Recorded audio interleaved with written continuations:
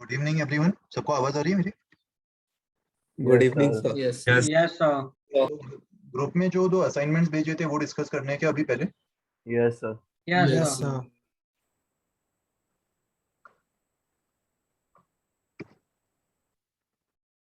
तुम लोग का वर्क पावर हो गया पूरा चैप्टर या अभी ऑनगोइंग है? हो गया। सर हो गया। अच्छा ठीक है, तो ये वाला असाइनमेंट देख लेते पहले। इसमें बताओ कौन से क्वेश्चन में डाउट है?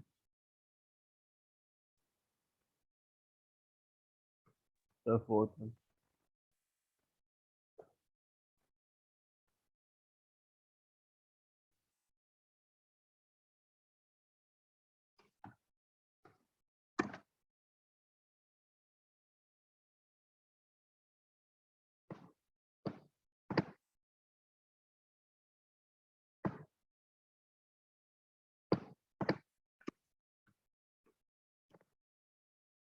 Mass is floating on the surface of water contained by a vertical cylinder. Water का height दिया हुआ है h. Due to leakage at the bottom, total water spread out near the bottom of the cylinder. The total mass of water is m. What is the work done by gravity? Okay.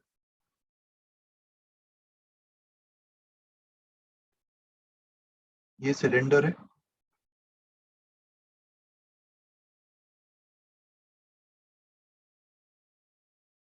Cylinder के अंदर water का height दिया हुआ है h, right? h height तक पानी भरा हुआ है और इसके ऊपर एक पॉइंट मास फ्लोट कर रहा है। पॉइंट मास स्मॉल m दिया हुआ है and total mass of water is capital M, right? So अभी देखो यहाँ पे बॉटम पे जो लीकेज है उसकी वजह से पूरा पानी इसी लेवल पे आ गया होगा, ग्राउंड लेवल पे स्प्रेड आउट होने की वजह से। इसको अगर मैं ग्राउंड मान लूँ तो एंड सबने ये इक्वेशन पढ़ा होगा ना, work done by gravity in potential energy of gravity. That means work done by gravity को मैं initial potential energy of the system minus final potential energy of the system लिख सकता हूँ। And gravitational potential energy calculate करने के लिए अपन किसी को भी जीरो पोटेंशियल डिफरेंस चूज कर सकते हैं।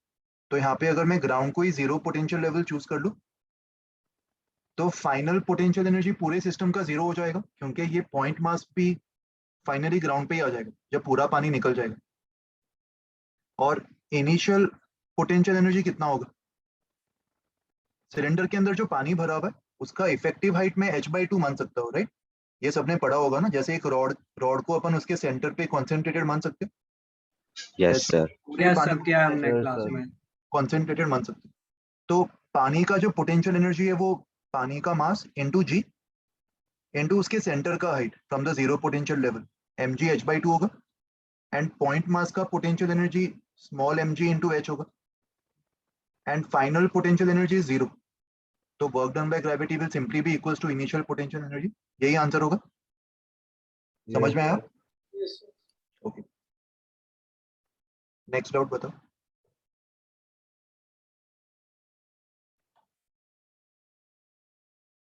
For the seventh one. Sir 15 का 2। पहले 7th देख लेते। Spherical ball of mass 20 kg stationary on the top of a hill of height 100 meters.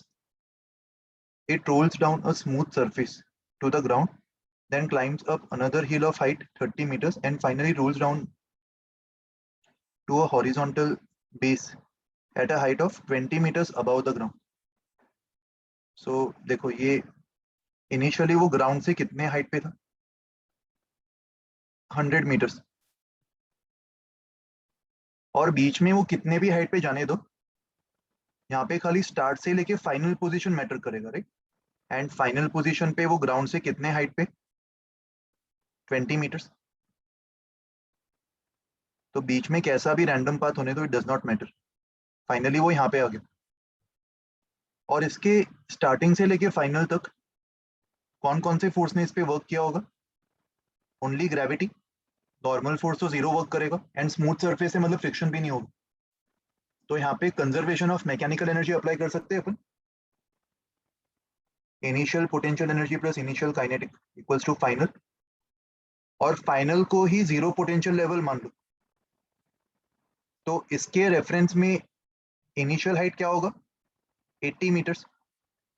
That means initial potential energy will be 20 into 10 into 80, and finally इसको half mv square से equate कर दो, तो इसको solve करने पर v मिल जाएगा।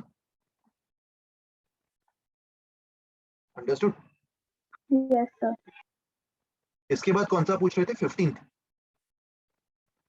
तो 15 का सेकंड।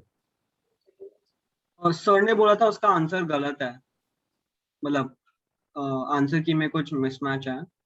अच्छा, तो वही डाउट है क्यों? देखो यस सर। सवाल सॉल्व हो गया ना, तो क्या आंसर आ रहा है सेकंड का? सब बी आ रहा है। B. Unstable, correct, B is correct. Yes, unstable sir, B correct है। Yes sir. ठीक है, तो आंसर की चेंज कर लेना जो भी गलत है वो। तो इस पीडीएफ में इतने ही डाउट्स थे? Yes sir.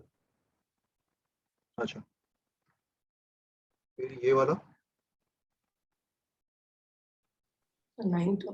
सर इसमें Ninth। 9th का second part. Yes, sir, 9th का सेकंड पार्ट। तो 9 का दोनों पार्ट। सर वैसे तो मतलब सॉल्व करने के बिना भी पता चल जाता है कि 2 है आंसर, लेकिन अच्छा देख लेते हैं।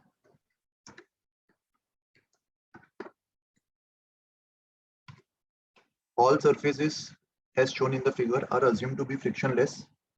ब्लॉक का मास दिया है 1 kg. It slides on a triangular block of mass 10 kg.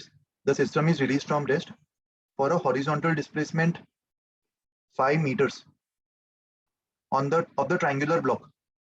Triangular block का डिस्प्लेसमेंट दिया होगा ना इधर 5 मीटर्स, मतलब वो लेफ्ट की तरफ ही डिस्प्लेस कर रहा होगा। इसके दोनों पार्ट्स में डाउट है क्या किसी को? Yes sir. ओके, तो हाँ, पहले sir. पार्ट में पूछा है work done by the normal reaction by the block on the triangular block. m मास का जो नॉर्मल फोर्स है वो ट्रायंगुलर ब्लॉक के ऊपर इस डायरेक्शन में लग रहा होगा, यस और नो? Yes sir. बट इस केस में क्या नॉर्मल फोर्स को डायरेक्टली mg cos थीटा लिख सकते हैं? नहीं सर, क्योंकि ये वो गलत सूडो होगा। फोर्स भी लगेगा। नहीं सर, क्योंकि ये वो अपन सब तभी कुछ लिख है। पाते हैं जब वेज फिक्स्ड होता, तब अपन बोल सकते हैं कि normal to the wedge block move नहीं कर रहा, तो normal to the wedge block के वेट का जो कंपोनेंट होगा mg cos थीटा वो नॉर्मल फोर्स बैलेंस कर लेगा। बट यहाँ पे तो ऐसा नहीं होगा ना। तुम लोग ने Yes, LOM में ऐसा टाइप का एक सवाल देखा होगा ना जिसमें वेज का अपन एक्सेलरेशन कुछ मान लेते लेफ्ट की तरफ एंड ब्लॉक का जो मोशन है वो वेज के रिस्पेक्ट में देखते, तो ब्लॉक का रिलेटिव एक्सेलरेशन अपन अज्यूम करते और एक नॉर्मल फोर्स। तो टोटल कितने अननोन्स है? ये 3 अननोन्स है टोटल, और इन तीनों अननोन्स को सॉल्व करने के लिए अपन 3 फोर्स इक्वेशंस लिख सकते हैं। ब्लॉक का एफबीडी अपन कौन से फ्रेम से बना रहे हैं, ग्राउंड फ्रेम या wedge frame? Wedge frame. Wedge Wedge frame, and wedge frame is non inertial, तो उसके फ्रेम में एक स्यूडो फोर्स लगेगा ma, नीचे mg, and normal to the incline normal force लगेगा। एंड वेज के फ्रेम से ये ब्लॉक खाली डाउन द इंक्लाइन मूव कर रहा होगा, राइट? इसका डाउन द इंक्लाइन एक्सेलरेशन अपन a रिलेटिव अज्यूम कर लेंगे। That means normal to the incline अपन एक फोर्स इक्वेशन लिख सकते हैं फोर्सेस को बैलेंस करते हुए। अलोंग द इंक्लाइन एक और इक्वेशन आ जाएगा, net force equals to mass into a relative. और एक और इक्वेशन तुम लोग वेज का लिख सकते हो। वेज का अगर मैं एफबीडी बनाऊं, इस पे नॉर्मल, वेज का वेट एंड ग्राउंड का नॉर्मल, एंड हॉरिजॉन्टल डायरेक्शन में इस नॉर्मल का हॉरिजॉन्टल कंपोनेंट ले लो, n sin theta। Yes, n sin theta equals to ma। तो 3 इक्वेशंस, 3 अननोन्स, इसको सॉल्व करने पर तुम्हें a मिल जाएगा, a रिलेटिव मिल जाएगा, and most importantly normal force मिल जाएगा। और एक बार नॉर्मल फोर्स मिल गया, so the work done by this normal force on the wedge will be normal force का horizontal component into displacement। समझ में आया? Yes sir. First part I think काफी लोगों ने कर लिया होगा ना इसी स्टेप्स को फॉलो करते हुए। हाँ sir, Yes, first sir. Part हो गया। ज्यादातर लोगों को सेकंड पार्ट में दिक्कत आ रही होगी। Okay, so the work done by the normal reaction on the block, block पे वो कितना वर्क करेगा ये हमें फाइंड करना। तो उसके लिए ब्लॉक के डिस्प्लेसमेंट की जरूरत पड़ेगी, अगर किसी तरह मैं तुम्हें ये बता दूं कि ब्लॉक का डिस्प्लेसमेंट कैसे निकालना है, तो सेकंड पार्ट भी सॉल्व कर लोगे। दिक्कत डिस्प्लेसमेंट निकालने में आई होगी, यस और नो? हाँ सर, यस डिस्प्लेसमेंट सर। ही है। तो देखो, डिस्प्लेसमेंट निकालने के लिए तुम लोग ने कंजर्वेशन ऑफ लीनियर मोमेंटम वाला कॉन्सेप्ट पढ़ा है अभी तक, नहीं लॉस ऑफ सर। मोशन या वर्क एनर्जी में? क्योंकि नहीं no generally sir. Centre of mass में ही पढ़ाया जाता है वो। उसके बिना कुछ। सर एक क्वेश्चन था सर, शायद से ये यूज कर सकते हैं, पता नहीं अगर करेक्ट है। सर बताओ। बताओ बताओ। Sir we know the displacement along the incline plane right, with respect to the incline plane, hmm क्योंकि वो टाइम वो सब निकल जाएगा। और सर हमें इंक्लाइन प्लेन का भी डिस्प्लेसमेंट पता है हॉरिजॉन्टल डायरेक्शन में। एक सेकंड, एक बार सवाल पढ़ लेता हूँ मैं वापस। A block of mass 1 kg for a horizontal displacement of 5 meters of the triangular block. यहाँ पे खाली ट्रायंगुलर ब्लॉक का ही डिस्प्लेसमेंट दिया हुआ है ना, स्मॉल एम का तो सर रिलेटिव लेकिन वो डिस्प्लेसमेंट भी नहीं पता। एक्सेलरेशन से हम लोग, एक्सेलरेशन वो सब से डायनामिक इक्वेशंस बनते हैं, और फिर we can find the displacement along the incline plane also in that 5 meters का time interval. Displacement along the incline. और अच्छा, अगर वो तुम बोल पता रहे हो चल कि गया और तुमने। फिर एंगल भी पता है, तो फिर we can make that into I cap J cap. Normal force का भी डायरेक्शन पता है, तो उसको भी आई कैप जे कर कैप में सकते बना हैं तुम सकते जो हैं। बोल रहे हो, but don't you think that approach is too lengthy? काफी टाइम चला गया होगा ना ये सब करने में। सर तुम्हें सॉल्व वैसे तो करके। मतलब देखा जाए तो फिर since √3 is the only irrational term, वो तो मतलब सॉल्व करने के बिना ही बोल सकते हैं कि x is equal to 2। why can't it be 3 to the power 1/3? Even that is irrational. Sir लेकिन नॉर्मली मतलब ऐसे जब रूट होता है तो फिर वो वैसे के वैसे ही रहता है ना। ठीक है यार, वो तो एक इंट्यूशन और तुक्का मारने वाली बात होगी, बोल सकते हैं वैसे।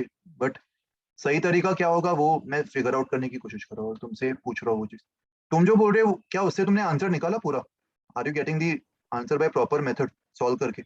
सर मैंने ट्राई नहीं किया वो, अभी मैं सोचा वो उसके बारे में। अच्छा, बट होपफुली तुम ये मान के खाली 2 मार्क करके ऐसे इसको टिक नहीं कर रहे हो ना? नहीं नहीं एटलीस्ट वैसे नहीं प्रैक्टिस सर। के समय तो सही से करना चाहिए सारे क्वेश्चन। हाँ सर, हाँ तो सर। देखो, इसको सॉल्व करने के लिए एक सिंपल सा मैं कॉन्सेप्ट बता देता हूँ, वो तुम्हें आगे काम ही आने वाला है, एंड सर भी तुम्हें पढ़ा देंगे सेंटर ऑफ मास में। And this concept is based on Newton second law. Newton का सेकंड लॉ याद है सबको? Rate of change of linear momentum momentum, is ये किसके इक्वल होता प्रोपोर्शनल टू फोर्स। है? It's actually equals to external force, right? Proportionality constant भी अपन कुछ लेते नहीं इसमें। तो this is Newton second law. और अगर मान लो किसी सिस्टम पे एक्सटर्नल फोर्स अगर जीरो हो गया, ये लॉ तुम खुद से ही डिराइव कर सकते हो। किसी सिस्टम पे अगर एक्सटर्नल फोर्स जीरो हो गया, that means what can be imply? Sir initial momentum no equals to final acceleration. Momentum. Yes, from this equation you can see that अगर एक्सटर्नल फोर्स जीरो मतलब dp by dt जीरो, and Yes, dp sir. by dt का zero होना मतलब momentum has to be constant, क्योंकि किसी constant का ही रेट ऑफ चेंज जीरो हो सकता है ना। That means yes sir. Initial momentum equals to final momentum, है ना? Yes sir. ऐसे टाइप के सवाल तुम लोग सेंटर ऑफ मास में बहुत कॉमनली देखोगे। तो यहाँ पे भी अगर तुम देखते हो this block and the wedge system, इसको अगर मैं एक सिस्टम मान लूं, स्मॉल एम के ब्लॉक को और कैपिटल एम के वेज को, ये वाला जो सरफेस था इस पे जो नॉर्मल फोर्स था वो कैसा फोर्स हो गया अभी पूरे सिस्टम के लिए? इंटरनल या external? Inter internal. Internal. Internal. External force में खाली small M plus capital M G होगा पूरे सिस्टम का वेट, एंड ग्राउंड का नॉर्मल फोर्स होगा। एग्रीड? सब मानते हैं इस बात को? Yes Yes, sir. sir. तो मुझे बताओ इस पूरे सिस्टम पे एक्सटर्नल फोर्स कौन से डायरेक्शन पे डेफिनेटली जीरो होगा without any doubt? Horizontal, vertical? Horizontal.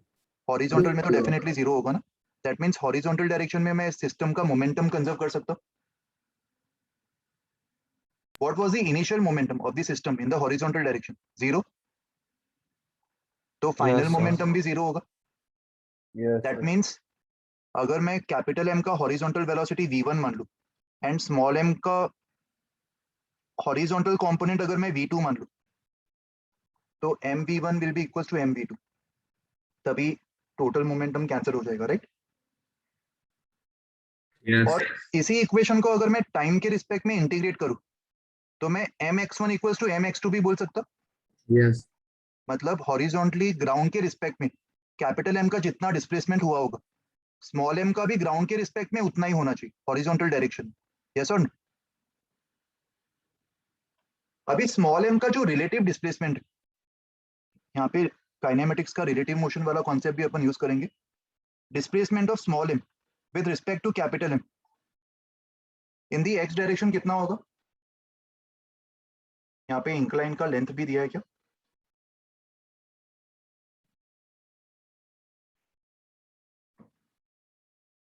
Incline का लेंथ भी मिसिंग है ना इधर, यस सर। बट ठीक है, आई थिंक वो अपन फिगर आउट कर सकते हैं क्योंकि बैच का डिस्प्लेसमेंट दिया हुआ है। तो इंक्लाइन का लेंथ अगर मैं एल मान लूं तो मुझे बताओ हॉरिजॉन्टल डिस्प्लेसमेंट क्या लेंगे इसका रिलेटिवली? कैन आई से एल कॉस थीटा? रिलेटिवली तो वो ए से बी तक चला गया होगा ना along the incline with respect to wedge. तो अगर ये Sir- लेंथ में एल मान लूं, सर एक डाउट था सर लेकिन नेसेसरी नहीं है ना कि वो पूरा sir, it length is not cover necessary करेगा, कि वो पूरा डाउन द इंक्लाइन जाए, he can like stop midway at वो, बीच में मतलब वो हो सकता वही है। तो अच्छा सर। ठीक है, जहां तक वो स्टॉप हो रहा है वहां तक एल मान लेते, कोई बात नहीं, सही बोल रहे। इट्स नॉट नेसेसरी कि वो पूरा इंक्लाइन जाए, तो जहां तक वो स्टॉप कर रहे हैं वहां तक एल मान लेते, now it's okay. Yes Yes, sir. Now sir. Can I say that horizontally उसका relative displacement will be L cos theta? Yes, sir. Okay, that means displacement of m minus displacement of capital M in the x direction is L cos theta, है ना? Yes, sir. तो displacement of small m कितना हो जाएगा? L cos theta plus displacement of capital M, vector format में इसको add करेंगे, all these are vector equations. And capital M का डिस्प्लेसमेंट कितना है? L cos theta तो राइट की तरफ है, एंड वेज का डिस्प्लेसमेंट 5 लेफ्ट की तरफ है, यस और नो? 5 या Yes, कितना Yes, दिया? sir. 5 ही दिया है। -5 आएगा। तो ग्राउंड के रिस्पेक्ट में ये -5 हो जाएगा, and this is like x2 ना, इसको मैं x2 नाम दे रहा हूँ, x2 ही तो माना था इसको अपन। तो अभी मैं mx2 equals to mx1 apply कर सकता, that means small m L cos theta minus 5 equals to capital M into 5। इस इक्वेशन को सॉल्व करने पर तुम्हें L मिल जाएगा, वो अलोंग द इंक्लाइन कितना मूव कर रहा है ये तुम फिगर आउट कर लोगे। और यही इसी में दिक्कत आ रही थी ना, ये निकालने में, ये आ गया तो वर्क डन तो आ ही जाएगा। समझ में आया? So actually this question should have been a part of centre of mass, क्योंकि ये सारी चीजें तुम डिटेल में सेंटर ऑफ मास में पढ़ने ही वाले। ओके, बट सबको अप्रोच समझ में आ गया ना कैसे सर सॉल्व एक करना है डाउट इक्वेशन? था। So, but to find the dot product, we'll need like the net displacement और उसका angle with the normal force ना. So you Sir, can get उसमें दैट नेट problem आ रहा था. डिस्प्लेसमेंट, अगर रिलेटिव मिल गया तो नेट तो मिल ही जाएगा। नेट डिस्प्लेसमेंट क्या होगा अगर ये रिलेटिव डिस्प्लेसमेंट है? देख मैं बताता हूँ, सही बोल रहे हो तुम, उसका जो सेकेंड पार्ट है उसको कैसे सॉल्व करेंगे। सेकेंड पार्ट में किसका वर्क डन पूछ रहे? By the normal force on the on the block, block. Normal force on the block, right? Yes, sir. Actually सुनो, ये सब करने की जरूरत ही नहीं थी यार, मैं अभी बहुत ही लेंथी मेथड में चला गया। अभी एक शॉर्टकट ट्रिक मुझे समझ में आ गया, क्योंकि इस केस में वर्क डन निकालने के लिए मुझे ये सब निकालने की जरूरत ही नहीं थी। एक बार सब लोग ध्यान से देखना, रिलेटिवली इस ब्लॉक का जो एक्चुअल डिस्प्लेसमेंट होगा, कैन आई से actual displacement of the block is relative displacement plus displacement of the ways, ये बोल सकता हूँ मैं। Yes sir. That means work done by the normal force can simply be written as n dot s relative plus तो s मैं यही wedge। बोल रहा था. हाँ सही बोल रहे हो, एक्चुअली जरूरत नहीं थी इसकी, बट फिर तो आसानी से हो जाएगा ना सॉल्व, फिर तो ये सब निकालने की जरूरत ही नहीं है तुम्हें। हाँ सर, angle वही का बोल अगर- रहा था, उतना लेंदी नहीं है ये. हाँ उतना लेंथी नहीं है, बस तुम्हें नॉर्मल फोर्स निकालना था, वो तुमने फर्स्ट पार्ट में निकाल लिया था, राइट? तो एक्चुअली ये Yes, सब sir. करने की जरूरत नहीं पड़ेगी, सही बोल रहे हो। यहाँ पे Sir, and n then dot- just make everything in terms of I cap, J cap, तो Yes. फिर उसका Yes. calculation भी तो easy यहाँ होगा. पे डायरेक्टली तुम वो सब भी मत करो, n डॉट s रिलेटिव तो जीरो ही हो जाएगा, नॉर्मल Yes, और sir. रिलेटिव s के बीच का एंगल 90 होगा, तो first term is zero and second term is n dot s wedge. Displacement of wedge is this side, और ये एंगल अगर थीटा है तो n और वेज के बीच में जो एंगल होगा, डिस्प्लेसमेंट ऑफ वेज के बीच में जो एंगल होगा वो 180 माइनस थीटा हो जाएगा। So this work done will be simply normal force into displacement of veg into cos of 180 minus theta. इससे ये आ जाएगा answer. Yes, sir. Yes sir. Okay, और बताओ नेक्स्ट। सर इसमें पैसेज 3 में डाउट था। पैसेज 3 ऊपर है क्या? हाँ, पूरा पैसेज। हाँ sir.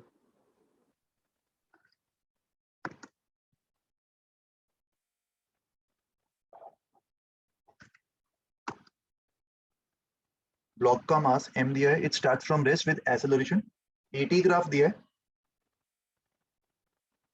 Take kinetic energy versus time graph, K versus T graph कैसा होगा? ओके, इसको एक तो अपन या तो स्पीड निकाल ले, speed as a function of time, 0 से 10 सेकेंड्स के बीच में एक्सेलरेशन कांस्टेंट है ना, 10 मीटर्स हाँ पर सर। Second square. तो v को मैं क्या लिख सकता हूँ? 10t है ना। हाँ दैट मीन्स जो काइनेटिक एनर्जी होगा, एक वैल्यूज तो जरूरत नहीं है मुझे, खाली ग्राफ का शेप चाहिए। तो ये 100 टी स्क्वायर के प्रोपोर्शनल होगा, मतलब टी स्क्वायर के प्रोपोर्शनल होगा इनिशियली, राइट। हाँ यस सर। उसके बाद एक्सेलरेशन 0 हो गया।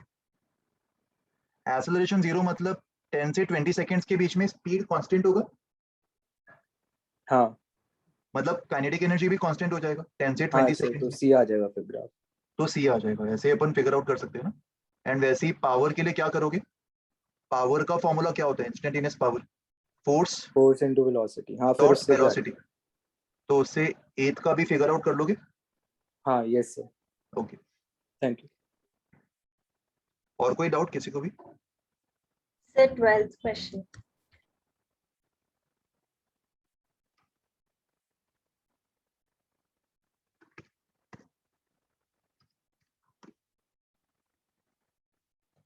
In the figure given, the velocity versus time graph is shown for the particle of 1 kg. VT graph दिया हुआ है, मैच द कॉलम्स। सो देखो वर्क डन जो होगा वो कौन से टाइम इंटरवल में मैक्सिमम होगा, उसके लिए अपन क्या चेक करेंगे? वर्क एनर्जी थ्योरम अप्लाई कर दो, half m v2 square minus v1 square. तो जिस भी टाइम इंटरवल में v2 square minus v1 square maximum होगा उसमें अपन वर्क डन मैक्सिमम बोल सकते हैं। और किसमें आ रहा है वो मैक्सिमम, ये ग्राफ से फिगर आउट कर सकते हो ना। हाँ सर। तो उससे वर्क डन का आंसर आ जाएगा। एंड वैसे ही पावर के लिए क्या चेक करेंगे? Force into velocity. फोर्स मतलब mass into acceleration, and acceleration मतलब dv बाई dt। तो m dv by dt into v, ये चेक करेंगे पावर के लिए, मतलब स्लोप और वेलोसिटी का प्रोडक्ट। तो यहाँ पे वेलोसिटी 1 है और इसका स्लोप भी 1 है। तो एक पॉइंट तो अपन ये चेक कर सकते हैं, यहाँ पे पावर 1 आ रहा है, यहाँ पे तो 0 हो गया स्लोप, तो यहाँ पे तो पावर भी 0 हो जाएगा, ये चेक करने की जरूरत नहीं है। फिर एक पॉइंट अपन ये चेक कर सकते हैं, इस पॉइंट पे स्लोप कितना है, जस्ट पहले इस पॉइंट से 1 ही है, एंड वेलोसिटी 2 है, मतलब यहाँ पे पावर 2 हो गया होगा। एंड फाइनली पॉइंट 3 पे चेक कर लो, यहाँ पे स्लोप कितना है? 0.5 ना, एंड 0.5 इंटू 3 इज 1.5। तो maximum power t equals to 3 seconds पे आ रहा है। बट यहाँ पे रेंज दिया है ना पावर का, हाँ सर। तो 2 से 3 वाला रेंज एप्लीकेबल होगा ना, 2 से जस्ट पहले। पावर इज मैक्सिमम 3 से जस्ट पहले वाले टाइम इंस्टेंट पे मैक्सिमम होगा, तो सेकेंड एंट्री को r से मैच करवा देंगे, समझो। हाँ सर। हाँ और वैसे ही वर्क डन 0 कब होगा? जब डेल्टा के 0, दैट मीन्स 1 से 2 के इंटरवल में वर्क डन 0 होगा ना, क्योंकि स्पीड कांस्टेंट है। हाँ सर, आगे समझा। ठीक, इतने डाउट से इसमें भी बताओ। सर पिछली वर्कशीट में 10th क्वेश्चन में डाउट था। ये वाले में हाँ सर।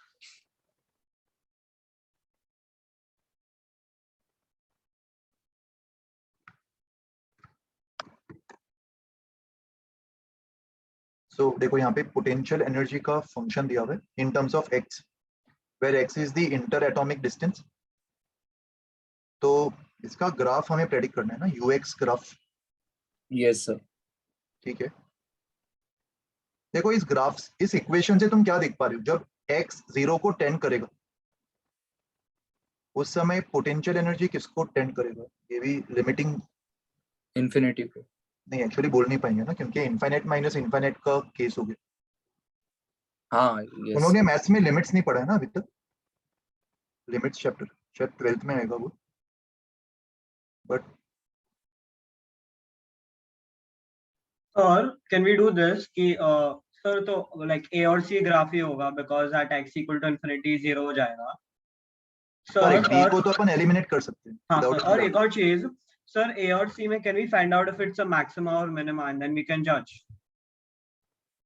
हाँ, उससे तुम सोच सकते हो, सही बोल रहे हो। सो बट लाइक डी का ऑप्शन फिर भी लाइक इट्स स्टिल हाँ, there, none of these is हाँ still, सर, वो none of these confuse कर रहा था. none of these but like से मिनिमा मैक्सिमा से थोड़ा हो सकता है। Correct correct. इसके लिए यार लिमिट्स चैप्टर का नॉलेज तुम्हें अप्लाई करना पड़ेगा पूरा प्रॉपर्ली सॉल्व करने के लिए, क्योंकि x टेंड्स टू 0 ऐसे इंट्यूशन से तो लग रहा है कि इनफिनिट होना चाहिए। वैसे ऑप्शन सी आंसर है ना इसका, तो व्हाट इज द इसमें correct u answer? Equal to 0 होता है ना एक पर्टिकुलर वैल्यू पे। हाँ, मतलब अपन वेरीफाई कर सकते हैं कि सी सारी चीजें मैच कर रहा है, it's satisfying all the conditions of this equation. तो उससे मोस्ट अप्रोप्रिएट तो सी लग रहा है, बट वो इसीलिए नन ऑफ दिस भी दिया है, वो एक दिक्कत है। u इक्वल्स टू 0 का भी एक सोल्यूशन आ रहा है ना, किसी तो पॉजिटिव वैल्यू ऑफ x के लिए, यस सर। तो ये चीज भी मैच हो रही है। और x इक्वल्स टू 0 पे भी एक्चुअली ये फंक्शन प्लस इनफिनिट को ही टेंड करता है। ये तुम जब लिमिट्स पढ़ोगे मैथ्स में तब तुम प्रूव भी कर सकते हो। तो अगर ये सारी चीजें अगर तुम देख पा रहे हो फिर तो डेफिनेटली ऑप्शन सी अपन मार्क कर ही सकते हैं ना, अगर सारी चीजें सेटिस्फाई कर रहे हो। Yes, sir. और सर किसी को डाउट है बताओ। इस वर्कशीट में 14 का फर्स्ट पार्ट में डाउट है। ये वाला ही था ना? हाँ Yes. सर, ये वर्कशीट में 14 का फर्स्ट पार्ट, सॉरी सर दूसरे वर्कशीट में। अच्छा, ये वाला 14th का फर्स्ट पार्ट। हाँ सर, आए अरे छोड़ने को बोला क्या था? डेविड नाउ लिखा है अभी, तो शायद Yes, पढ़ाया sir. नहीं होगा इससे रिलेटेड कॉन्सेप्ट, छोड़ दो इसको, फिर क्यों कर रहे हो? Okay sir. ठीक है ठीक है, इतने ही डाउट्स थे, और कुछ पूछना है Yes, किसी को? सर बुकलेट के एक्सरसाइज 2 में क्वेश्चन था। बुकलेट के डाउट है, एक सेकंड रुको मैं ओपन हाँ कर sir. Yes sir book. Booklet उससे अटेंड करके हो पहले गया क्या? फर्स्ट वाले असाइनमेंट में एक डाउट था, जो क्वेश्चन नंबर बताओ। फर्स्ट वाला क्वेश्चन। ये वाला फर्स्ट। हाँ सर, सर इसमें सी और ए के बीच में कैसे जज किया वो नहीं समझ। Block is projected upward along a smooth incline plane. Inclination दिया हुआ है इसका अल्फा, और कुछ तो स्पीड से प्रोजेक्ट किया होगा। Initial gravitational potential energy of the block is 0।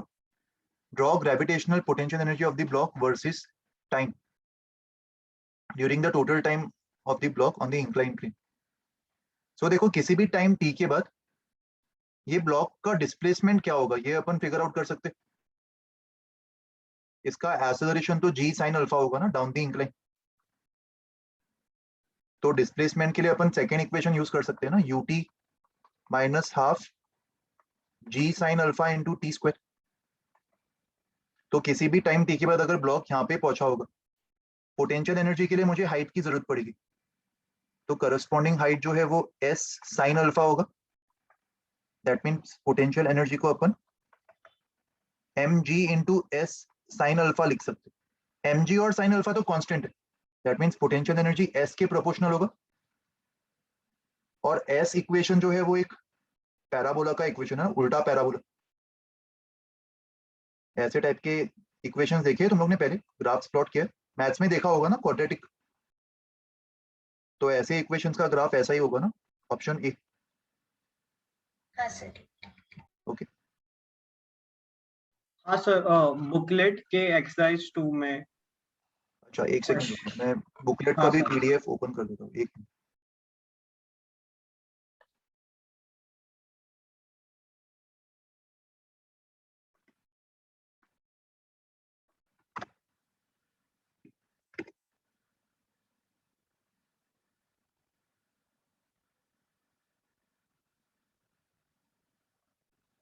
Circular और वर्क पावर कंबाइंड है ना तुम लोग का?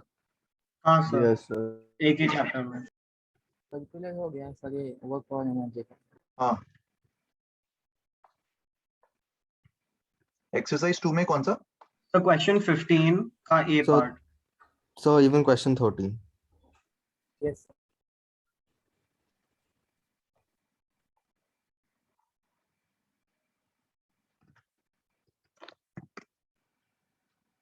ओके सो देखो यहाँ पे पोटेंशियल एनर्जी का फंक्शन दिया हुआ है, scalar function 3x + 4y, xy coordinates. Particle initially rest पे था 6,4 पे at t = 0। Then we have to find acceleration के बारे में इंफॉर्मेशन एक्सट्रैक्ट करना है और स्पीड के बारे में when it crosses the y axis and coordinates of the particle. तो ये सारी चीजें वेरीफाई करने के लिए हमें पता होना चाहिए कि पार्टिकल का मोशन कैसा है, राइट? पार्टिकल पे क्या टाइप का फोर्स लग रहा है, उसी से अपन इनिशिएट करेंगे। फोर्स किस तरीके से लग रहा है वही डिसाइड करेगा आगे का पार्टिकल का मोशन क्या होगा। And Yes, force sir. कैसे निकालते हैं ये सीखा है तुम लोग ने, पार्शियल डिफरेंशिएशन वाला formula. If potential function is given you can find force by using this formula minus del u by del x i cap। ये पढ़ा है सर सबने? क्या ये? और इसमें एक्चुअली बस ऑप्शन सी में डाउट था कि what do they mean by when it crosses y axis. y axis मतलब उसका x कोऑर्डिनेट 0 हो गया होगा। अच्छा वैसे, ओके सर। सो तो फिर फिर ट्राई करता हूँ वापस। हाँ तो बस हॉरिजॉन्टल डायरेक्शन में काइनेमेटिक्स अप्लाई कर दो, x को 0 यस सर, कर हो दो। गया था पूरा वो डिफरेंशिएट करके इंटीग्रेशन वो सब। ठीक है, बाकी सब और कोई डाउट नहीं है ना किसी को इसमें? सर क्वेश्चन 15 हाँ इस एक्सरसाइज में। देख लेते। सर क्वेश्चन 15 का ए पार्ट सर ने मतलब समझाया था क्लास में पर समझ नहीं आया प्रॉपर्ली। ए पार्ट कैसे करता है? ठीक है देख लेते। देखो यहाँ पे स्मूथ ट्रैक दिया हुआ है क्वार्टर सर्कल के शेप में, रेडियस 6 और पार्टिकल P1 से P2 मूव कर रहा है। तो क्या ए सर? पार्ट में मतलब बेसिकली F1 का फोर्स निकालना है और F1 की स्पेशलिटी ये है कि वो हमेशा P2 की तरफ पॉइंट कर रहा है और मैग्नीट्यूड हमेशा 20 होगा। तो पार्टिकल को P1 से P2 ले जाने में कितना वर्क करना पड़ेगा, यही है ना सवाल? हाँ सर यही डाउट था। तो देखो यहाँ पे इंटीग्रेशन वाले मेथड से तो बहुत ही कॉम्प्लेक्स हो जाएगा, राइट? कर सकते हो उससे भी, आंसर भी आ जाएगा F1.ds। ये मेथड अप्लाई करने के लिए तुम्हें इंटरमीडिएट स्टेज पे थीटा एंगल लेना पड़ेगा और इसको टेंजेंशियल डायरेक्शन में डिस्प्लेसमेंट देना पड़ेगा, है ना? और F1.ds निकालने के लिए F1ds cos of this angle आ जाएगा और इस अल्फा को भी अपन ज्योमेट्री से थीटा के टर्म्स में एक्सप्रेस कर सकते हैं। एंड फाइनली थीटा के टर्म्स में इंटीग्रेशन आएगा जिसको अपन 0 से π/2 इंटीग्रेट कर देंगे। बट इसका एक और शॉर्टकट तरीका होगा, प्रिंसिपल ऑफ वर्चुअल वर्क। ये सबने पढ़ा है principle of virtual work LOM में? सर Yes, पढ़ा sir. है। इसमें Yes, तुमने sir. पढ़ा था net work, total work done by tension कितना होता है किसी भी सिस्टम पे? 0 सर। 0। 0। तो यहाँ पे इमेजिन करो ये जो पार्टिकल है जो इस सर्कल के आर्क के अलोंग मूव कर रहा है, इमेजिन करो कि यहाँ पे एक पुली रखा हुआ है, पुली को फिक्स किया है एंड इस पार्टिकल को मैंने एक स्ट्रिंग से बांध दिया और इस स्ट्रिंग को मैं पुली के ऊपर से ले जा रहा हूँ और यहाँ से 20 न्यूटन का फोर्स लगा रहा हूँ। ओके तो मुझे बताओ स्ट्रिंग के अंदर टेंशन कितना होगा? 20 न्यूटन।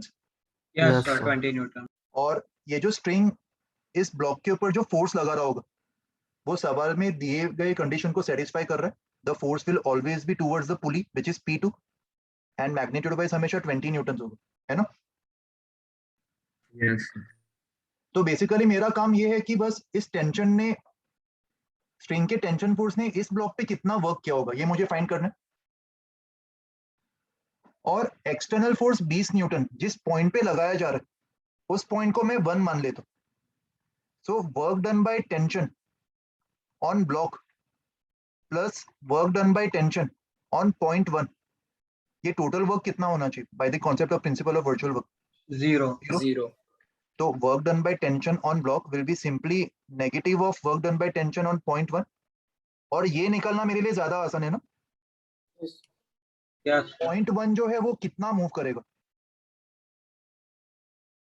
इनिशियली स्ट्रिंग का लेंथ कितना था? इनिशियली जब पार्टिकल P1 पे था तो स्ट्रिंग का लेंथ 6√2 था। तो जब पार्टिकल P2 पे आ जाएगा तो एक तरीके से जो point of application of force होगा पॉइंट 1 वो 6√2 से ही आगे मूव कर गया होगा ना। हाँ सर Yes, sir. और उस पॉइंट पे टेंशन पीछे लग रहा होगा, that means this will be tension T into 6√2 into cos of 180 into -1, है ना? तो रिक्वायर्ड आंसर समझ में आया, 120√2 आ जाएगा। टेंशन कितना दिया हुआ? टेंशन अपन ने 20 लिया ना, यस सर, इंटीग्रेशन से भी सेम है। इंटीग्रेशन से भी सेम आ जाएगा, करेक्ट। समझ में आया ये कॉन्सेप्ट? हाँ sir thank you. Okay, sir कितने प्रिंट करके हो सर गए जस्ट बुकलेट? बुकलेट सॉल्व कर रहे हो अभी तुम लोग, पूरा हो गया या अभी सर ऑनलाइन? एक्सरसाइज सर, 1 चल 2 रही है अभी। कल नहीं दिया और था two तो हो सब गया। 4 तक हो गया। 4 तक हो गया, किसी का 1 चल रहा है। और कुछ पूछना है बताओ। Sir Sir, in this exercise question how to two check में D exercise में D 20 option? अच्छा, सर एक्सरसाइज 2 में एक और डाउट था सर, क्वेश्चन नंबर 20 का सी पार्ट। 20 Yes, का sir. C part. अच्छा 20 है।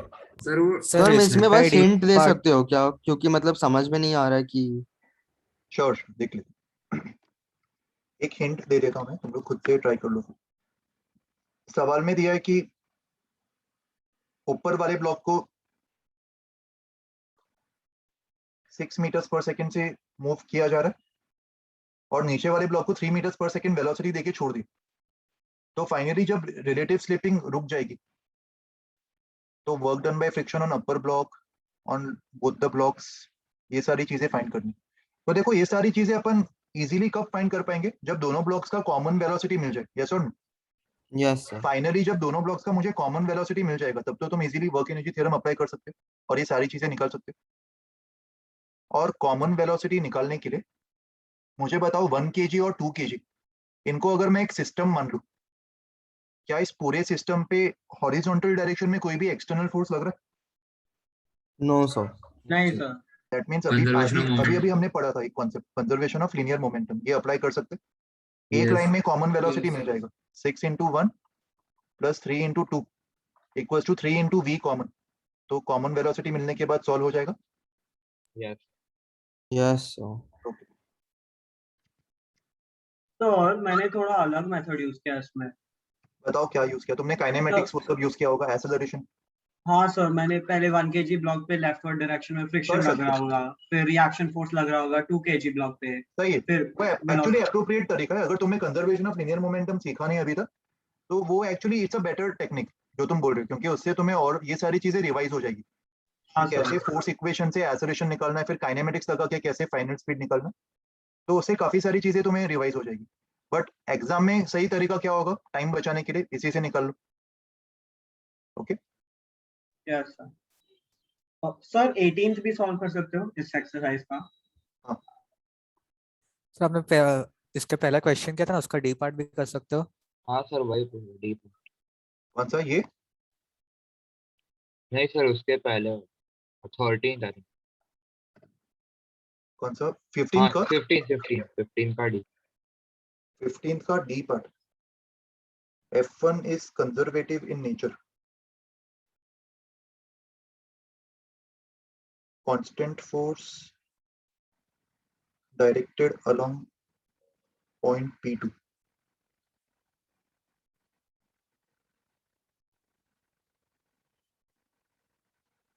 बोल सकते हैं ना कंजर्वेटिव, क्योंकि इसको मैं किसी भी पाथ के अलोंग ले जाऊं, फर्क नहीं पड़ना चाहिए ना एक्चुअली। मैंने जो तुम्हें टेक्निक बताया था सॉल्व करने का, अगर मान लो ये अलोंग दी सर्कल ना जाके कोई भी रैंडम पाथ के अलोंग भी गया होता under the influence of this F1 force, क्या वर्क डन के रिजल्ट में कोई चेंजेस आता? वर्क डन तो यही होता, क्योंकि मैं इस पॉइंट ऑफ एप्लीकेशन का रेफरेंस ले रहा था। एक बार रिकन्फर्म कर लो, डी ऑप्शन करेक्ट दिया है ना?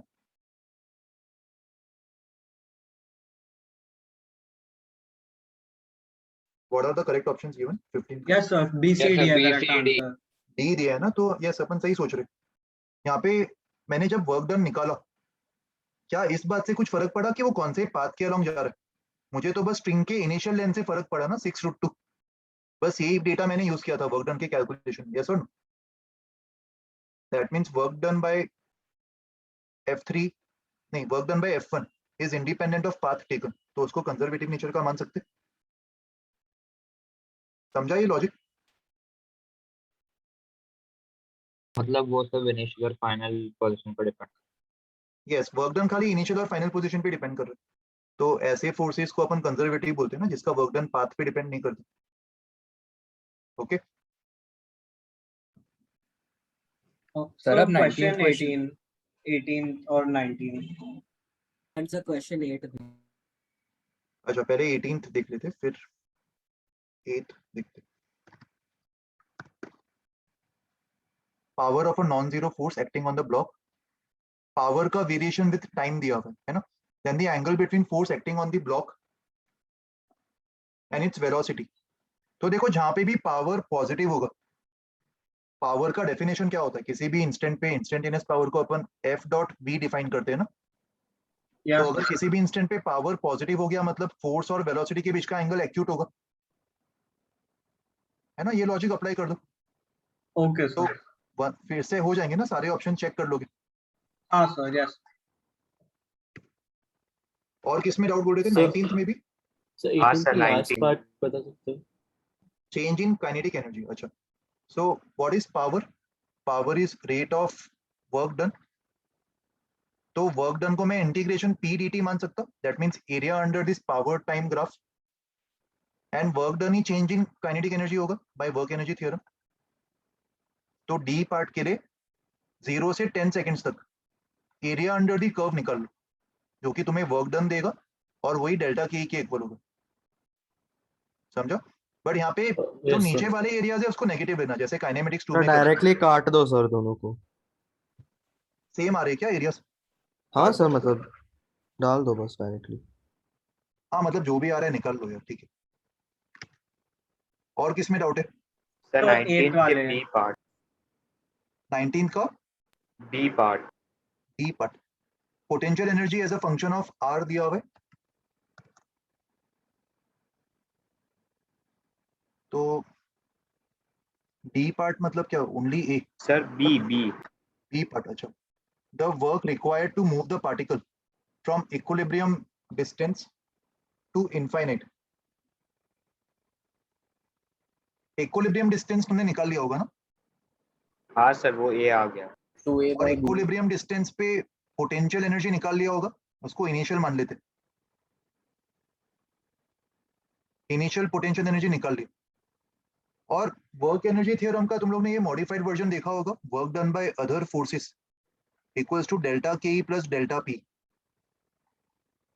Basically work done by conservative force को काट के अपन माइनस डेल्टा पी लिख सकते, और इसको आरएचएस में ले जाओ तो कंजर्वेटिव को छोड़ के बाकी सारे फोर्सेस का जो वर्क डन है अपन इस तरीके से लिख सकते। Yes sir. यहाँ पे डेल्टा के ही 0 होगा, क्योंकि मान रहे कि पार्टिकल इनिशियली भी रेस्ट पे और इन्फाइनाइट पे ले जाने पर भी वो रेस्ट पे ही होगा। तो जिस भी फोर्स ने पार्टिकल को इक्विलिब्रियम डिस्टेंस से इन्फाइनाइट तक ले गया होगा, उसका जो वर्क डन है वो डेल्टा पी के इक्वल होगा। डेल्टा पी मतलब फाइनल माइनस इनिशियल। इन्फाइनाइट पे फाइनल पोटेंशियल एनर्जी 0 होगा, क्योंकि आर इन्फाइनाइट हो जाएगा। तो जो भी तुम्हारा इनिशियल पोटेंशियल एनर्जी होगा इक्विलिब्रियम पे, उसी का नेगेटिव, ऑप्शन बी का आंसर होगा। हाँ सर। ओके, अच्छा एक सर सेकंड आपने रुको। 10 एक्सरसाइज 2 में 1 से 10 के बीच में कुछ डाउट है किसी को? Sir 8 Sir, sir 8. 8 वाला अच्छा, 8th वाला, which of the following, 10th का D also. which of the following may not be conserved for an isolated system? Isolated system में डेफिनेटली कौन सा पैरामीटर कंजर्व होगा? एनर्जी ना, टोटल एनर्जी। Yes, sir. अभी वो एनर्जी Yes, किस sir. Format में कन्वर्ट हो रहा है वो तो कुछ स्पेसिफाई किया ही नहीं। सो मे नॉट बी कंजर्व में बीसीडी के तीनों पॉसिबिलिटीज है, एक बार रीचेक कर लो, यही दिया है क्या आंसर? Yes, sir. ओके, तो यहाँ पे कंफ्यूज मत हो, यहाँ पे एनर्जी का कोई भी फॉर्म हो सकता है, हीट एनर्जी या फिर कोई भी अलग टाइप का एनर्जी। तो आइसोलेटेड में अपन टोटल एनर्जी के बारे में फॉर श्योर बोल पाएंगे कि वो कांस्टेंट रहेगा, कंजर्व रहेगा। नेक्स्ट कौन सा पूछे थे? 10th का डी।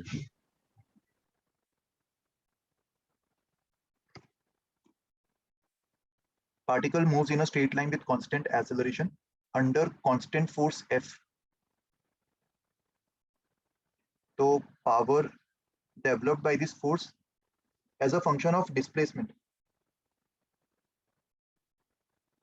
पावर के बारे में हमें बेसिक फॉर्मूला तो ये पता है ना, F into v, F dot v, और यहाँ पे फोर्स और वेलोसिटी सेम डायरेक्शन में होंगे, तो डिस्प्लेसमेंट के फॉर्म में कैसे लेके आएंगे इसको? फोर्स तो कांस्टेंट है, तो velocity as a function of displacement v square equals to u square plus 2as लिख सकते हैं. That means velocity is proportional to under root of displacement, right? Yes, और sir. force constant है, that means power भी under root of displacement के proportional होगा. That means p square is proportional to s. तो parabolic relation ही हुआ ना ये भी. हाँ sir. 11 से 20 के बीच में कोई डाउट? So 14th में सर 14. इसमें mg नहीं लगेगा ब्लॉक पे, they've just considered f, but अच्छा, let me check. क्योंकि Block मैंने is suspended. mg plus f लेके सॉल्व किया है. Ideal spring से suspend किया है, spring constant दिया हुआ है. If the block is pulled down by applying a constant force F, and if the maximum displacement of the block. Yes, और mg को neglect किया. I think they have included mg as part of constant force F. Yes, वो उसी में आ गया, सही बोल रहे. वरना हर आंसर में m का टर्म रहता है M का क्योंकि term वो वो कट ही नहीं आया जाता है. था. तो वो नेग्लेक्ट ही कर रहे हैं, उसको खाली F को ही मान लो. एक्सटर्नल ठीक में है, okay, वो sir. mg के साथ F पूरा आ गया उसमें, ठीक है. ठीक है सर. और सर यस, सर आप एक बार 13th वाला सॉल्व कर सकते हो, एक बार आपने किया था अभी अभी, पर वो एक बार अच्छा, पूरा कर ठीक है. सकते हो. ठीक है, देख लेते हैं. तो देखो यहाँ पे फोर्स का जो इक्वेशन है minus del U by del X, मतलब minus 3i cap minus 4j cap आ जाएगा, है ना. यस और सर. मास 1 kg है, मतलब एक्स डायरेक्शन में जो एक्सेलरेशन है वो -3 होगा, और वाई डायरेक्शन में जो एक्सेलरेशन है वो -4 होगा. एंड पार्टिकल की शुरुआत कौन से पॉइंट से हो रही है? 6,4. 6,4. तो ऑप्शन ए सही है, कांस्टेंट एक्सेलरेशन है. Yes option sir. सी, जब वो वाई एक्सिस को क्रॉस करेगा, वाई एक्सिस को क्रॉस करते समय उसका एक्स कोऑर्डिनेट 0 हो जाएगा ना. तो जब भी वो वाई एक्सिस को क्रॉस कर रहा होगा, स्टार्ट से लेके उस इंस्टेंट तक displacement in the x direction -6 होगा. शुरुआत 6 से हुई थी, x equals to 6, and y axis cross करते समय x 0 होगा. तो हॉरिजॉन्टल डायरेक्शन की अगर मैं बात करूं तो -6 ये उसका डिस्प्लेसमेंट होगा. एक्सेलरेशन हॉरिजॉन्टल में -3 और इनिशियल स्पीड 0. तो कितने टाइम के बाद वो क्रॉस करेगा ये अपन निकाल सकते हैं. कौन सा इक्वेशन लगाओ x direction? Half A T square. Half A T square. तो 6 इक्वल्स टू 3/2 टी स्क्वायर. तो इससे टी स्क्वायर 4 के इक्वल आ जाएगा. That means T will be 2 seconds, and 2 seconds में उसका वेलोसिटी क्या होगा ये हमें फाइंड करना. तो vx vy दोनों निकाल लो, या फिर डायरेक्टली एक्सेलरेशन वाला इक्वेशन यूज कर लो. Vector v equals to 0 plus a into 2. तो -6i cap minus 8j cap ये होगा ना उसका वेलोसिटी 2 सेकेंड के बाद, विच इज 10. समझो. और वैसे ही 1 सेकेंड के बाद उसका x और y में डिस्प्लेसमेंट कितना होगा ये तुम सेकेंड इक्वेशन से निकाल सकते हो. और ये डिस्प्लेसमेंट 6,4 इस पॉइंट के रेफरेंस में होगा. तो इस पॉइंट से अगर मुझे डिस्प्लेसमेंट पता है x और y में कितना हो रहा है, तो मैं फाइनल कोऑर्डिनेट्स भी निकाल सकता हूँ किसी भी टाइम के बाद. समझ में आया ये लॉजिक?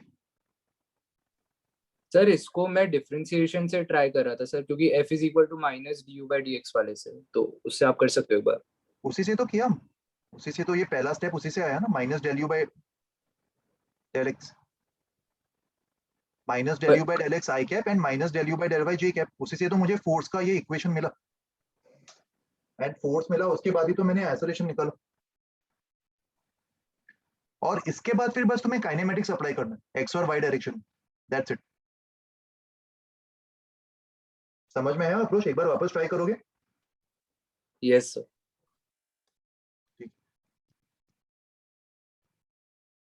और कुछ पूछना है किसी को भी बताओ। सर एक्सरसाइज 1 के 19th में थोड़ा डिफिकल्टी। देखो ये उसी टाइप का है, अभी हो जाएगा सॉल्व। ब्रेकअप द मॉलिक्यूल मतलब उसको इनफिनिट पे ले जाना। हमने ओके अभी सर, देखा था, ओके, ऐसा आई रहता विल है, सॉल्व इट तो वो नाउ। अप्लाई कर दो। सर एक्सरसाइज 1 के 7th में भी डाउट था। So also question 6 and 11. 1 का ही 7th 6 7 दोनों। देखो 6 में क्या पूछा है, हेमिस्फेरिकल बाउल है और ब्लॉक बाउल के रिम से बॉटम पे स्लाइड कर रहा है, तो बॉटम मोस्ट पे उसका स्पीड क्या होगा। तो बेसिकली स्लाइड करते हुए वो आर हाइट नीचे आ रहा है ना, तो conservation of mechanical energy apply कर दो। Loss in potential energy is mgr equals to half mv²। तो इससे स्पीड मिल जाएगा √2rg। एंड 7th वाले में तुम लोग ने लॉज ऑफ मोशन में पढ़ा है, स्प्रिंग कांस्टेंट लेंथ के इनवर्स प्रोपोर्शन में होता है। तो अगर किसी एल लेंथ को 2 पार्ट्स में काट रहे, जिसका एक का अगर लेंथ x है तो दूसरे का 2x है, तो x l/3 होगा एंड बड़े वाले पार्ट का लेंथ 2l/3 होगा। तो लॉन्गर पीस का स्प्रिंग कांस्टेंट क्या होगा। अगर लेंथ 2/3 हो गया तो स्प्रिंग कांस्टेंट 3/2 टाइम्स हो जाएगा, क्योंकि वो इनवर्सली प्रोपोर्शनल टू लेंथ है। Understood? Yes sir. Yes, sir.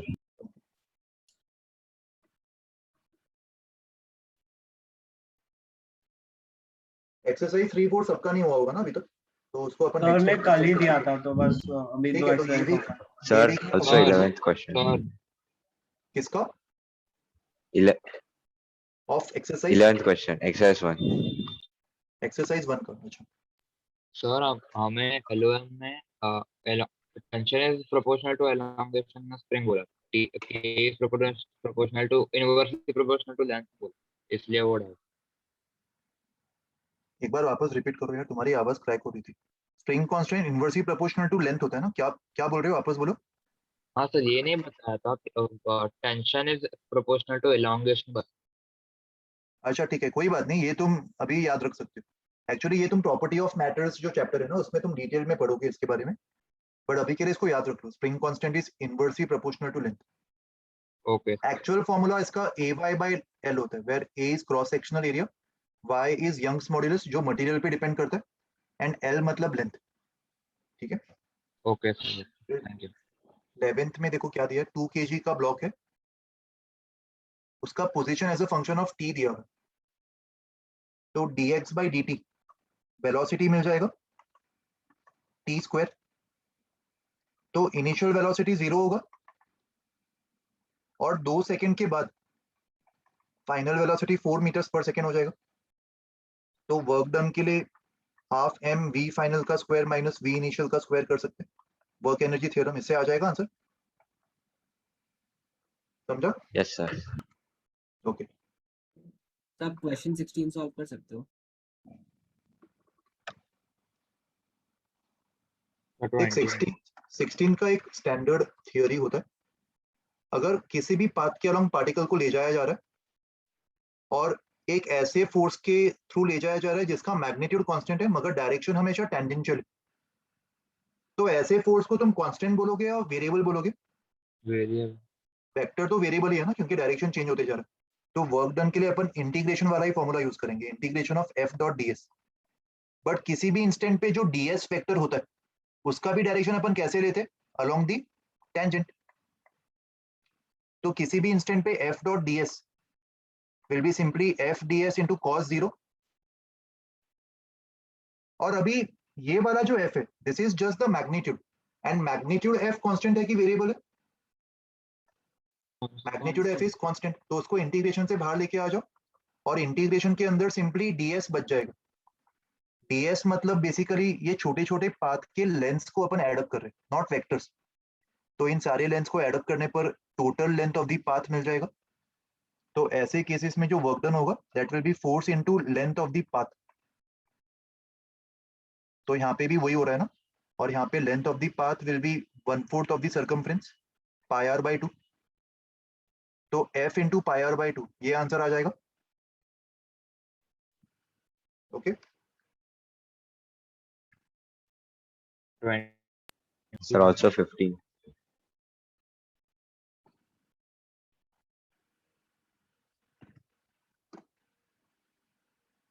A cord is used to lower vertically a block of mass m. A distance d at a constant downward acceleration of g by 4. Work done by the cord मतलब cord के अंदर जो tension force होगा उसका work done पूछ रहे हैं ना, और इसका डिस्प्लेसमेंट sir. d डाउनवर्ड्स हो रहा है, तो एक्चुअल वर्क डन में simply minus T times d लिख सकता, एंड टेंशन फोर्स निकालने के लिए फोर्स इक्वेशन लिख दो, mg minus T equals to mg by 4. तो यहाँ से t निकाल के इसमें सब्स्टिट्यूट कर दो, उससे आ जाएगा वर्क डन, हो जाएगा ना. हाँ सर. 15th के बाद नेक्स्ट.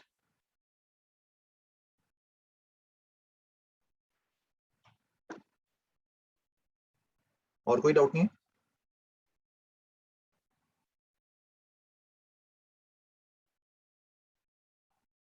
Sir yes. ये जो पीडीएफ है सर, ये आप मेरे फोन पे भेज सकते हो, क्योंकि जब वो लाइक कभी कभी वो सेंटर मैनेजर भूल जाता है भेजना पीडीएफ, तो मतलब ये डाउटफुल वो अभी तो notebook खैर मेरे अपन को- ग्रुप, मैंने एक ग्रुप बना लिया ना, अभी ग्रुप पे एडेड हो तुम. मैंने एक व्हाट्सएप ग्रुप बनाया था, तुम्हें मिला है वो लिंक? सर पता नहीं सर, मैं आपको व्हाट्सएप पे एक हाई भेज सकता हूँ, आप उस नंबर पे भेज देना तो मैं एक क्लास सेकंड में- रुको, मैं तुम्हें व्हाट्सएप ग्रुप का लिंक भेज देता हूँ ओके और सर. तुम ज्वाइन करो, ताकि बाद में भी ये इशू ना हो. अपन ग्रुप पे ही कोऑर्डिनेट कर सकते हैं, मैं तुम्हें जो भी लेक्चर रिकॉर्डिंग्स है वो ग्रुप पे ही भेज दिया करूंगा. सर अभी एवरी वीक आपका ही डाउट लेक्चर होगा ना, क्योंकि कभी कभी बदल जाता है मतलब. सर आप ही रहो प्लीज. नॉट श्योर हाँ यार, सर वो आप ही पता रहो. नहीं मुझे भी, बट ठीक है देखते हैं. और नहीं रहा तो भी ग्रुप पे अपन कोऑर्डिनेट कर लेंगे, तो तुम्हें जब भी कुछ जरूरत पड़े तो अपन कंडक्ट कर लेंगे, don't worry. Okay sir, thank you. एक सेकंड, थैंक यू सर. जो लोग ज्वाइन नहीं है उनको मैं लिंक भेज देता हूँ जूम के चैट पे. हाँ सर.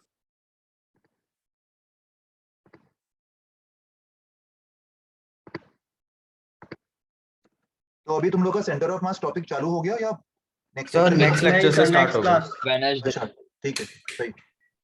और रे ऑप्टिक्स तो चल ही रहा होगा पैरेलल यस टाइम. सर. ठीक है, तो देखो मैंने चैट पे ही भेजा है व्हाट्सएप ग्रुप का लिंक, इस पे तुम ज्वाइन कर लो. तो तुम्हें कुछ भी इश्यूज हो, तुम्हें कुछ मिला नहीं तो इसी पे मुझे बता देना, मैं भेज दूंगा. ठीक है, और कोई डाउट है किसी को? डाउट नहीं है तो you can leave the meeting and continue your work, और कुछ डाउट है तो बता दो. सर संडे के TWT में एक डाउट है सर, ग्रुप पे डालूं? हाँ ग्रुप पे भेज दो. संडे को कौन से टॉपिक पे था? सो न्यूटन्स लॉज एंड फ्रिक्शन. हाँ तो डाल दो, TWT पीडीएफ ही डाल दो, तो मैं पीडीएफ ही ओपन कर दूंगा. सर मैंने स्क्रीनशॉट भेजा हुआ है क्वेश्चन. चलेगा, स्क्रीनशॉट भी चलेगा.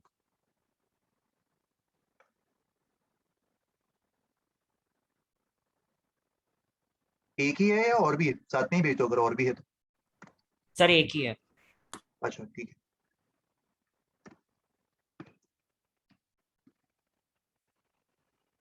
ये देखो, force F1 that is necessary to move a body up the inclined plane is double the force F2 that is necessary to prevent it from sliding down. तो देख यहाँ पे ऑब्वियसली इंक्लाइन प्लेन जो है वो रफ होगा, और body को अप द इंक्लाइन मूव करवाने के लिए जो फोर्स की रिक्वायरमेंट होगी, जिसमें body just up the incline slide करना शुरू करे, तो ऐसे सिचुएशन में फ्रिक्शन की limiting value down the incline लग रही होगी. ये लॉजिक समझ में आ रहा है? ब्लॉक को ऊपर जाने से रोकने के लिए, एंड mg sin थीटा भी डाउन लग रहा है. दैट मींस जो F1 होगा वो mg sin theta plus F limiting होगा. और F2 फोर्स के बारे में क्या बोला है? F2 force is such that it just prevents the block from sliding down. मतलब जब F2 लग रहा होगा उस समय ब्लॉक की tendency just down the incline slide करने की होगी. That means limiting friction up the incline लग रहा होगा मैक्सिमम वैल्यू, और mg sin थीटा भी डाउन द इंक्लाइन लग रहा है. तो F2 कितना होगा? F2 will be mg sin theta minus F limiting, और F1 is equals to 2 times F2. ये इक्वेशन अप्लाई कर दो और एफ लिमिटिंग को mu m g cos theta लिख दो। पूछा क्या है सवाल में? F1 F2 ही पूछा है ना?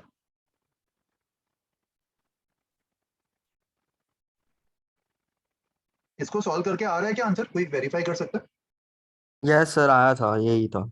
अच्छा, इसमें थोड़े मैथमेटिकल मैनिपुलेशंस तुम्हें करने होंगे। सर इसमें मतलब जो म्यू होता है उस हमें उसे tan phi में लेना पड़ेगा। हाँ एग्जैक्टली, तो tan phi को म्यू लिख दो, है ना?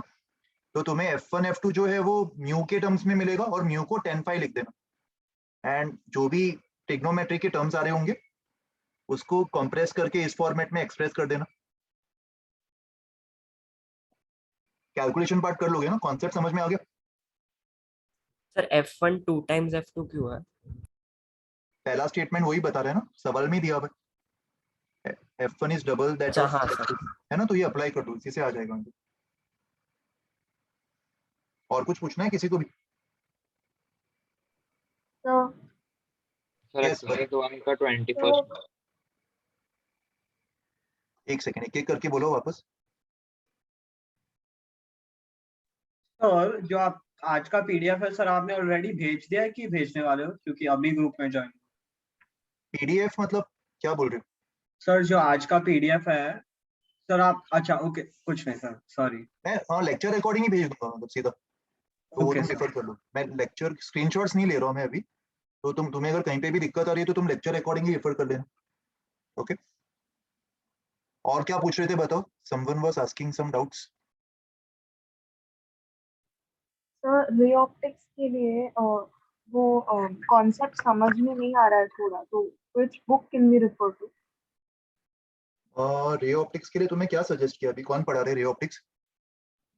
सर अरीश सर पढ़ा रहे हैं। ARP sir, right right. तो उन्होंने कुछ सजेस्ट किया होगा ना बुक? नहीं सर। नहीं सर। तो देखो एचसी वर्मा तो तुम्हें सॉल्व करना ही है, रे ऑप्टिक्स के लिए भी कर लो, हर एक टॉपिक के लिए कर रहे हो।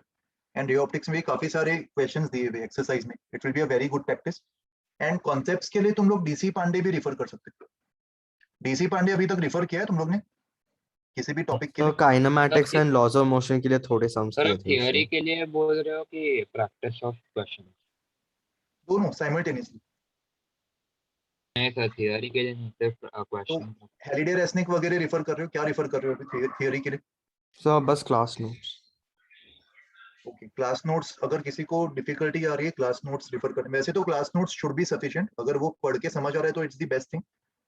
बट उसके अलावा अगर तुम्हें और एक्स्ट्रा रेफरेंसेस चाहिए तो तुम डीसी पांडे से ही थियोरी रिफर कर सकते हो, ठीक है? जेई पर्सपेक्टिव के लिए मतलब मेरे को आइडियल लगता है वो। ऑब्वियसली सारे फैकल्टीज का अलग अलग रिकमेंडेशन होगा, some might say that D C Pandey is not good enough, you should refer Halliday Resnick या फिर और कोई बुक। तो जो भी तुम्हें बेस्ट लगे you can give it a try, देखो तुम्हारे लिए वो वर्क करता है कि नहीं। So what ever works best for you, ये तुम्हें एक्सपेरिमेंट करके ही पता चलेगा ना। और आजकल तो तुम्हें बुक्स खरीदने की भी जरूरत नहीं है, सब कुछ सॉफ्ट कॉपीज अवेलेबल है, तो एक बार एक्सपेरिमेंट करके देख लो। रे ऑप्टिक्स में कितना हो गया तुम्हारा? प्लेन मिरर्स हो गया पूरा? सर अभी डेविएशन एंड वो मिरर को रोटेट कर वो उस ओके, पर तो 3 लेक्चर हुए हैं। 3। लेक्चर नोट्स में तुम्हें जिस भी कॉन्सेप्ट्स में दिक्कत आ रही है उन कॉन्सेप्ट्स को तुम अलग अलग बुक से रिफर करके देख सकते हो, तो तुम्हें जिस भी बुक से कंफर्टेबल लगे you can follow that book. Okay, sir doubt lecture में कंसेप्ट का भी पूछ सकता है क्या? पूछ सकते हो, अगर तुम्हें कोई कॉन्सेप्चुअल डाउट है वो भी क्लैरिफाई कर सकते हो। डाउट लेक्चर का पर्पस ही वो है, तुम्हें जो भी रेगुलर लेक्चर में समझ में नहीं आ रहा वो तुम यहाँ पे क्लैरिफाई कर सकते सर एंगल ऑफ फ्रिक्शन इस क्वेश्चन में मतलब समझ में नहीं आया, मतलब अभी समझ आ गया, पर ऐसे दिया एंगल ऑफ फ्रिक्शन किसके? हो। एंगल ऑफ फ्रिक्शन मतलब जो भी नेट कांटेक्ट फोर्स होगा, नेट कांटेक्ट फोर्स मतलब नॉर्मल और फ्रिक्शन का रिजल्टेंट, है ना? Yes sir. तो इन दोनों का जो रिजल्टेंट होगा, लेट्स से आर, इसका एंगल नॉर्मल फोर्स के साथ, इस एंगल को अपन बोलते हैं एंगल ऑफ फ्रिक्शन। और एंगल ऑफ फ्रिक्शन की वैल्यू 0 से म्यू कुछ भी हो सकता है, क्योंकि फ्रिक्शन की मैक्सिमम वैल्यू, फ्रिक्शन की जो वैल्यू है वो 0 से म्यू एन सेल्फ एडजस्टिंग होगी, राइट? Yes sir.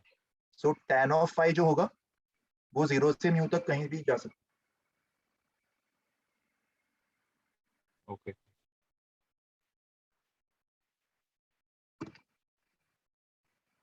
ओके, और कुछ पूछना है किसी को भी बताओ?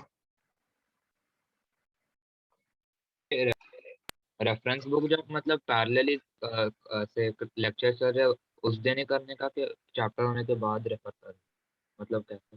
पैरेलली कर सकते हो, वो बेटर होगा ताकि एक साथ बाद में लोड ना आए। ओके एंड बेस्ट तो वही होगा यार, जो भी फैकल्टी तुम्हें पढ़ा रहा है उनके इंस्ट्रक्शंस फॉलो करो, ही नोज द बेस्ट। तो जो भी तुम्हें वो होमवर्क दे रहे किसी भी लेक्चर के बाद, उसको रिलीजियसली फॉलो करो। Okay okay sir, thank you, bye sir. Okay चलो बाय। सर ये सर बैंकिंग ऑफ रोड्स में hmm why do we equate n cos theta with mg and not mg cos theta with n? हाँ देखो, ये एक बहुत ही common doubt मुझे सुनने में आता है। देखो जनरली, वेलोसिटी का कंपोनेंट बीच में। हाँ देखो एक बार मैं एक्सप्लेन कर देता हूँ। जनरली अपन जब किसी ब्लॉक को किसी इंक्लाइन सरफेस पे रखते हैं, ब्लॉक का एक्सेलरेशन किस तरफ होता है? डाउन दी इंक्लाइन ना।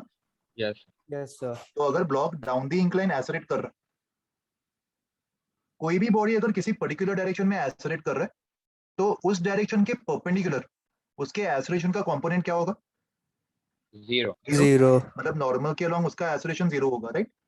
Yes. तो इसीलिए Yes sir. ऐसे सिचुएशंस में लॉज ऑफ मोशन में तुम लोग अलोंग दी नॉर्मल फोर्सेस को बैलेंस करते थे, बिकॉज इस डायरेक्शन में एक्सेलरेशन 0 था, राइट? तो यहाँ पे एफबीडी में ये mg और ये नॉर्मल, तो अलोंग दी नॉर्मल रिजॉल्व करने के लिए नॉर्मल को तो टच करने की जरूरत नहीं, this is already along the normal. तो यहाँ पे mg cos थीटा का कंपोनेंट नॉर्मल से बैलेंस करते थे। इसका रीजन क्या था? Because acceleration was 0 in this particular direction. ये लॉजिक समझ में आया? Yes sir. अभी बैंकिंग ऑफ रोड्स में क्या हो रहा है? अगर मान ले ये बैंक्ड रोड है और ये एक गाड़ी है जिसका मैं बैक व्यू देख रहा हूँ, पीछे से देख रहा हूँ इस गाड़ी को, तो ये गाड़ी इनटू द स्क्रीन जाते हुए सर्कुलर टर्न ले रहा है। इमेजिन कर पा रहे हो, विजुअलाइज कर पा रहे हो? स्क्रीन के अंदर जाते हुए ऐसे सर्कुलर टर्न ले रहा है इस बैंक रोड के ऊपर। और अगर वो v स्पीड से मूव कर रहा है, सर्कुलर टर्न का सेंटर यहाँ पे कहीं तो होगा लेफ्ट में, तो मुझे बताओ क्या ये गाड़ी इंक्लाइन के अलोंग स्लिप कर रहा है? No sir.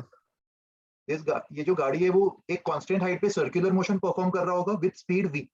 दैट मींस इस गाड़ी का जो एक्सेलरेशन है वो कितना होगा और कौन से डायरेक्शन में होगा? अगर मैं सर्कल का रेडियस r मान लूं तो इसका जो एक्सेलरेशन है वो टूवर्ड्स द सेंटर होगा ना, net acceleration v²/r। That means इस पर्टिकुलर मोशन में कौन से डायरेक्शन में एक्सेलरेशन 0 होगा? अलोंग दी नॉर्मल या अलोंग दी वर्टिकल? अगर नेट एक्सेलरेशन हॉरिजॉन्टल डायरेक्शन में, that means along the vertical उसका कोई भी एक्सेलरेशन नहीं होगा। यस और no? Yes sir. So that's why in this situation we balance the forces in the vertical direction। तो यहाँ पे mg को टच करने की जरूरत नहीं, तो नॉर्मल के वर्टिकल कंपोनेंट को अपन mg से बैलेंस करेंगे। ये डिफरेंस समझ में आया दोनों सिचुएशंस में? Yes sir. Okay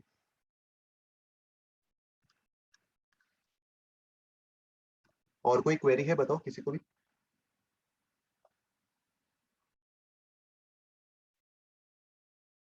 no doubts?